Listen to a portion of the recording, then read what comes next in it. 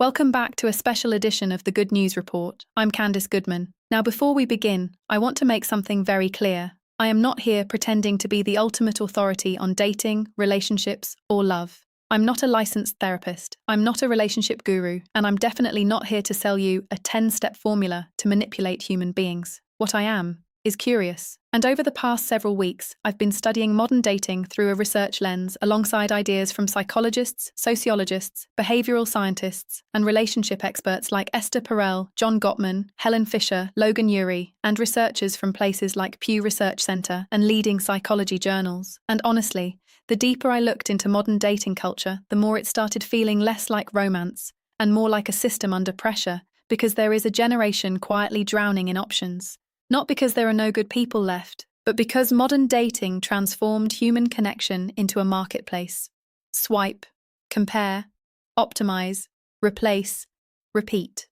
The average person today has access to more romantic options in 1 week than their grandparents may have had in an entire decade. And the human brain was never designed for infinite romantic comparison. Psychological research now shows that excessive romantic options can actually increase anxiety, lower self-esteem, and create something researchers call choice overload. In simple terms, too many choices can make humans emotionally unstable. And that changes how people approach love. People start asking questions like, what if someone better is one swipe away? What if I settle too early? What if this person is 80% right, but I miss the perfect match? But maybe the problem is the phrase perfect match itself. Because love is not Amazon Prime. You are not ordering a product. You are building a team. And strangely enough, one of the greatest examples of relationship dynamics may have never been a romantic couple at all. It may have been Michael Jordan and Scottie Pippen. Jordan was intensity, Pippen was stability. Jordan carried the spotlight, Pippen carried the structure.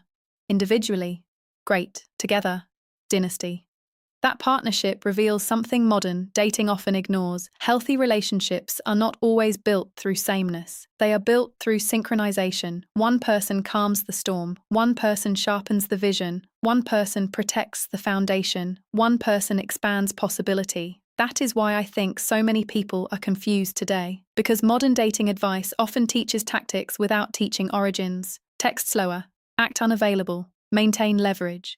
Never care too much. But almost nobody asks, where did these strategies come from? A lot of them were survival adaptations, not love principles. Some came from insecurity, some from trauma, some from fear of abandonment, some from status competition. So eventually people stop understanding who they naturally are. They only understand who they perform as, especially online. Today, someone can manufacture an entire romantic identity using filters, curated lifestyles, carefully timed responses, and borrowed personality traits from TikTok clips and podcasts. So now, 2 avatars meet, instead of 2 humans. Then reality arrives to collect its debt. And while all of this is happening, society quietly adds pressure from every direction. Women feel biological clock pressure, men feel financial pressure, families create timeline pressure, social media creates status pressure. By 30, many people are no longer dating for discovery, they are dating against time. So people rush intimacy before alignment, rush commitment before identity, rush marriage before understanding, not because they found peace, because they fear expiration. And fear builds fragile foundations. Then technology changes another variable entirely. For most of human history, love was local.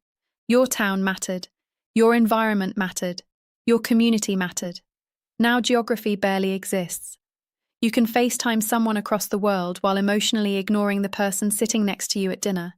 Technology expanded access, but weakened rootedness. People now compare real relationships against invisible alternatives living inside their phones, and I think that destroys presence. Not beauty, not money, not status. Presence. The ability to fully experience one human being without mentally auditioning replacements. That is why modern dating feels exhausting. Too many auditions. Not enough construction. Now, one of the reasons this topic fascinated me so much is because the team behind https://www.thegoodsvirtualworld.com, UTM source, chatgpt.com, constantly studies systems, infrastructure, behavioral psychology, and human decision-making. And when we started looking at dating through a systems engineering lens, the problem became obvious. Modern dating optimized for access, instead of alignment. The system rewards attention instead of compatibility, performance instead of self-awareness, speed instead of emotional architecture. Dating apps became incredible discovery engines, but terrible filtering systems. Because humans are not products, they are ecosystems. And ecosystems require balance, not endless consumption. So maybe the future of dating does not need better pickup lines. Maybe it needs a healthier operating system, one built around emotional safety, self-awareness, patience, communication, functional harmony, and slow construction, because real love is probably less about finding perfection and more about building partnership. Two people, different strengths, shared mission, mutual respect, emotional honesty, strategic patience, and maybe that is what humans were searching for the entire time beneath all the noise. Not perfection. Partnership. I'm Candace Goodman, and you just got the goods from the goods.